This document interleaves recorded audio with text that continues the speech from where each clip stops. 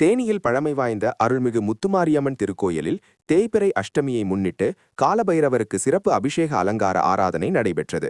தேனி அருகே சமதர்மபுரத்தில் பழமை வாய்ந்த அருள்மிகு ஸ்ரீ முத்துமாரியம்மன் திருக்கோயில் அமைந்துள்ளது. இந்த திருக்கோயிலில் இன்று தேய்பிறை அஷ்டமியை முன்னிட்டு காலபைரவருக்கு சிறப்பு அபிஷேகம் நடைபெற்றது.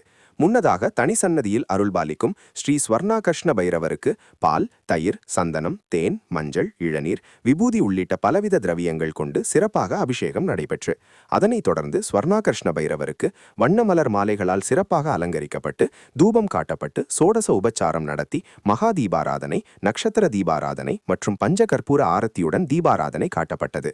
இதில் அப்பகுதியைச் சேர்ந்த பொதுமக்கள் கலந்து கொண்டு தேய்பிறை அஷ்டமி தினத்தை முன்னிட்டு காலபைரவருக்கு நடைபெற்ற சிறப்பு அபிஷேகத்தை கண்டு தரிசித்து சென்றனர்.